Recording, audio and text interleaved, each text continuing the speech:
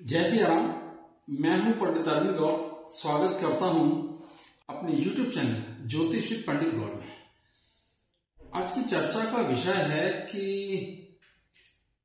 जो लोग प्रेम करते हैं और बहुत बार मिलते हैं, कई महीनों लंबाई उनकी जान पहचान होती है और बहुत अच्छे से मिल के एक दूसरे को समझ के एक दूसरे के साथ बातचीत करके वो ये निर्णय लेते हैं कि हमें विवाह कर लेना चाहिए।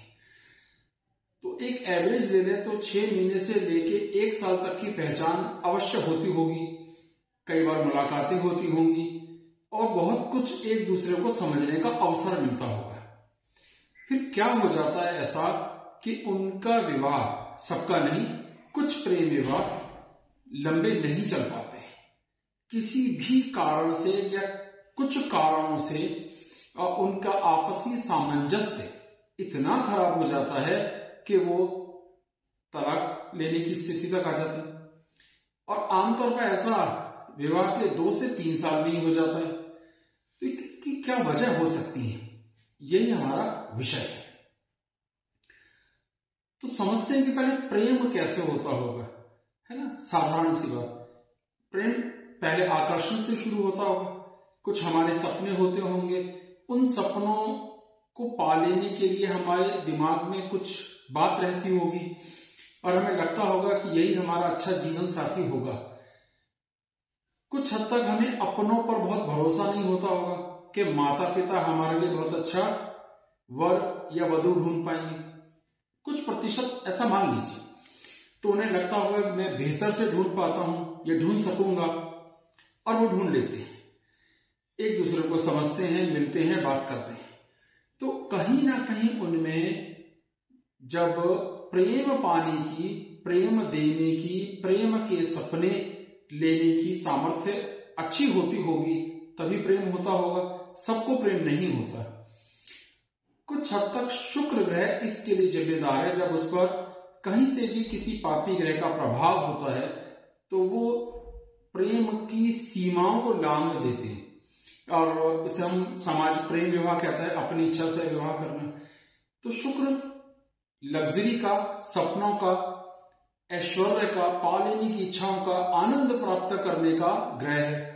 राहु, मंगल, शनि या सूर्य उसकी इन अपेक्षाओं को, आकांक्षाओं को बहुत बढ़ा देते हैं और इसलिए वो अपनी पसंद के जीवन साथी को चुनने का प्रयास करते हैं।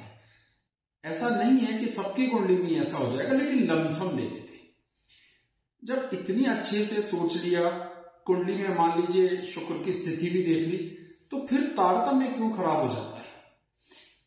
इसकी वजह बहुत सी हो सकती है, जिनमें से एक पर चर्चा मैं करूंगा, और वो ये है कि वो प्रेम पाना तो चाहते हैं, ऐश्वर्य पाना चाहते हैं, सम्मान पाना चाहते हैं, पर शायद कर्तव्यों के पालन में उन्हें थोड़ी तकलीफ होती है, क्योंकि प्रेम तो केवल एक से करते हैं और जिम्मेदारियां रिश्तों की बहुत सारी आती हैं।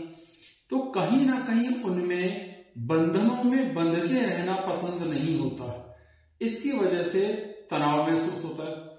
अच्छा, अभी बंधन क्या है? बंधन समाज के या घर के?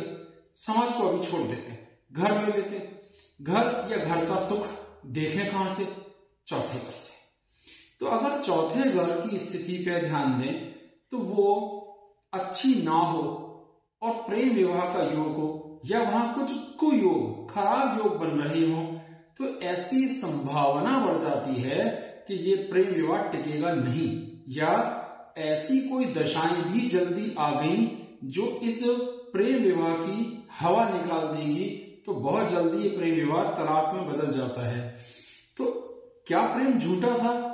शायद नहीं, प्रेम तो सच्चा ही था, लेकिन प्रेम किसी एक व्यक्ति से था, जिम्मेदारियों से नहीं था, सपनों से नहीं था, परिवार के सभी सदस्यों के साथ नहीं था, उनके बनाए हुए रीति रिवाजों और बंधनों में बंध के जीने का नहीं था।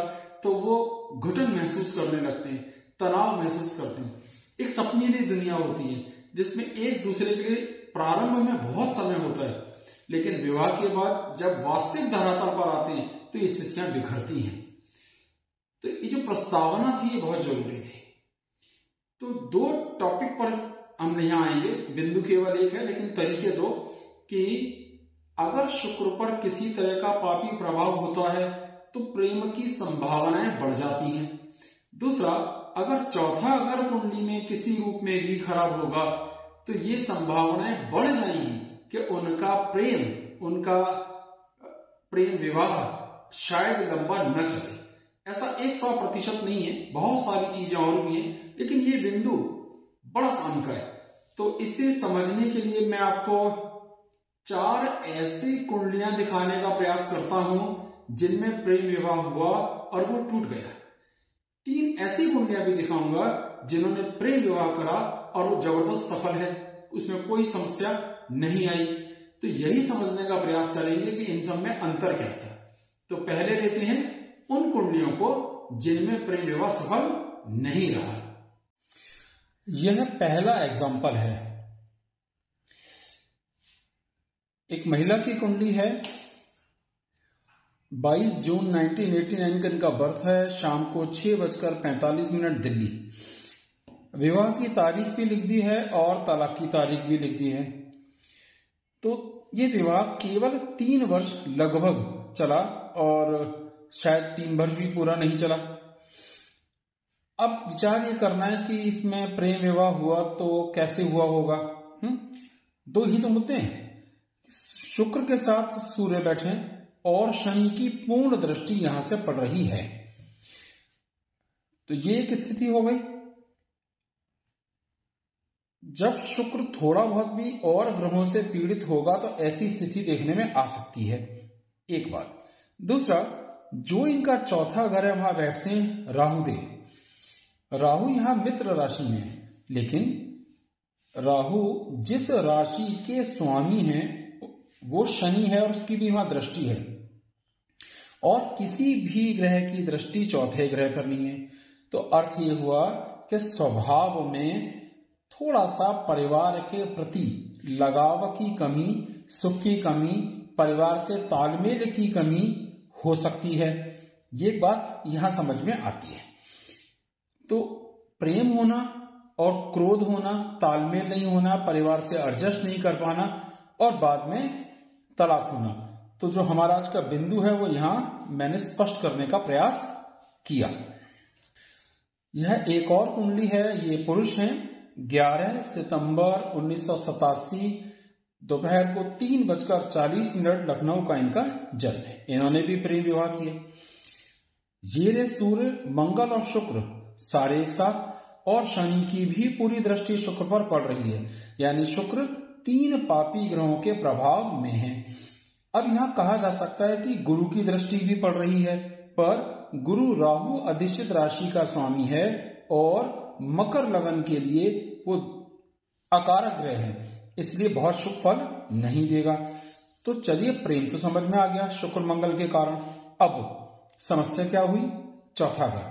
चौथे घर में जो ग्रह बैठा है, एक 7वें भाव का स्वामी है जो यहां बैठा है, खराब स्थिति, और दूसरा राहु अधिष्ठित राशि का स्वामी जहां भी बैठेगा वो उस भाव को उतना ही नुकसान देगा जितना राहु देता है।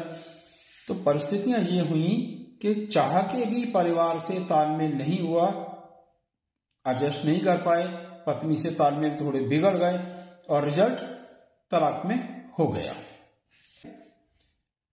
महिला की कुंडली है, 4 फरवरी 1990 शाम को 5:20 दिल्ली का इनका जन्म है। अगर हम देखेंगे शुक्र के साथ मंगल शनि दोनों हैं, तो ये हुआ शुक्र पर प्रभाव, ठीक है। अब चौथे घर की स्थिति है कि चौथे घर का स्वामी शुक्र 6ठे घर में चला गया, वो भी 2 पापी ग्रहों से पीड़ित हुआ। यहां जो गुरु है उसकी जो दृष्टि है वो षष्ठेश होने और 12वें घर में बैठा है, इस कारण उसकी दृष्टि से भी शुभ लाभ प्राप्त नहीं हुआ। चाहे तो चौथे से चौथे घर पे भी ध्यान दे सकते हैं, वहां राहु और सूर्य हैं।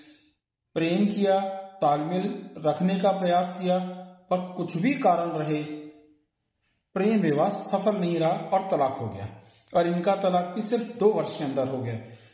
यही हमारा बिंदु था कि जब एक दूसरे से इतना प्रेम होता है कि परिवार को मनाने की जिद की जाती है, उन्हें उनकी रक्षा क्यों नहीं कर पाते, उस प्रेम का तालमेल क्यों नहीं कर पाते? क्योंकि वो सच्चाई के धरातल से सुख प्राप्त करने के बजाय आनंद प्राप्त करने की बात करते हैं, और शुक्र ऐश्वर्य की बात करता है, सुखों की नहीं। चौथा, अगर हमारा मन है, मन की प्रसन्नता, परिवार से तालमेल, मां से तालमेल का, और वहां की स्थिति अगर खराब होती है तो ये प्रेम विवाह सफल नहीं हो पाते हैं। 6 सितंबर 1974 सुबह 6:15 खतौली उत्तर प्रदेश का इनका जन्म है। अब इनकी कुंडली में भी सूर्य और शुक्र एक साथ हैं।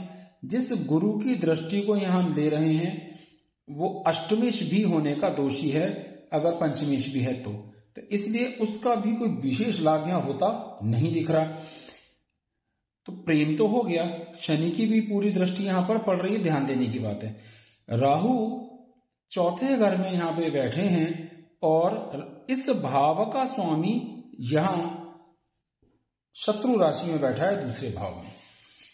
प्रेम करा, सबसे जिद करी, प्रयास किए, लंबे समय तक कोर्ट में केस चलने के बाद ये तलाक हो गया। तो वही प्रेम जिसके लिए आप सबसे लड़ने को तैयार हो जाते हो, क्या परिस्थितियां होती हैं कि आपस में लड़ पड़ते हो? तो अर्थ हुआ कि जब तक हम सुख प्राप्त करने के लिए त्याग करने और जिम्मेदारियों को लेने का एहसास नहीं लाएंगे, वो प्रेम विवाह सफल नहीं हो पाता। अभी आपने 4 एग्जाम्पल देखे जिसमें प्रेम विवाह सफल नहीं रहा, कारण भी बताने का मैंने प्रयास किया।